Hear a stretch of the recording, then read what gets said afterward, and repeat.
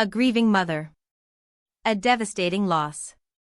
And a question that could reshape the future of artificial intelligence: how much responsibility does a chatbot bear for a human life? Megan Garcia is suing OpenAI, the company behind ChatGPT, following the death of her daughter Sewell Setzer III, a 14-year-old boy from Florida whose deep emotional attachment to an AI companion is now at the center of one of the most consequential legal battles in the history of modern technology. And while the lawsuit itself emerged from a similar case involving the platform Character.ai, this latest filing against OpenAI raises its own deeply disturbing set of allegations, specifically that ChatGPT failed to protect a vulnerable young user in her most critical moment of need. According to the lawsuit and reporting from CBS News, the young person at the center of this case confided in ChatGPT on the very night of their suicide. They turned not to a parent, not to a school counselor, not to a crisis hotline, but to an AI chatbot.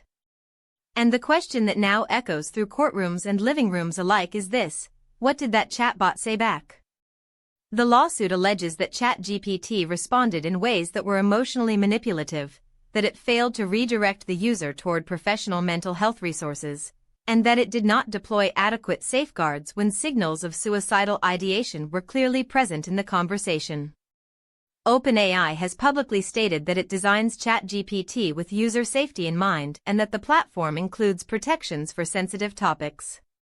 But the family's legal team argues those protections were either insufficient, inconsistently applied, or entirely absent in this interaction.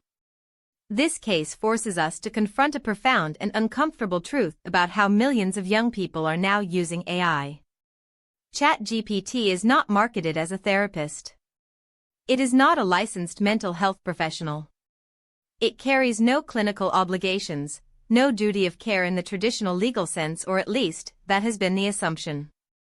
But when a teenager pours their darkest thoughts into a chat window at midnight, and a sophisticated AI system responds in kind, the line between tool and confidant becomes dangerously blurred.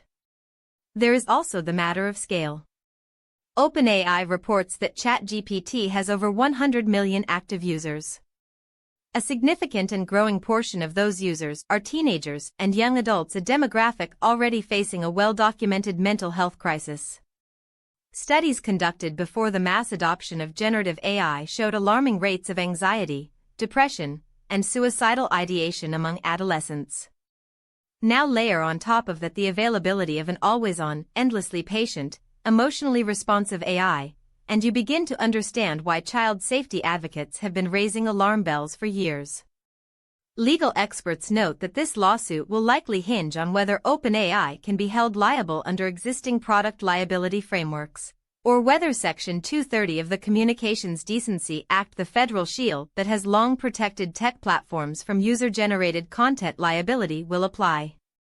But Section 230 was written in 1996, long before anyone imagined a world where AI would be generating the content itself in real time. The legal terrain here is genuinely uncharted. What Megan Garcia wants is accountability.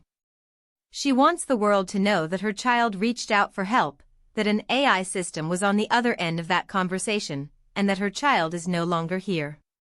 She wants OpenAI to answer for that. Whether the courts agree or not, the moral weight of that demand is impossible to dismiss.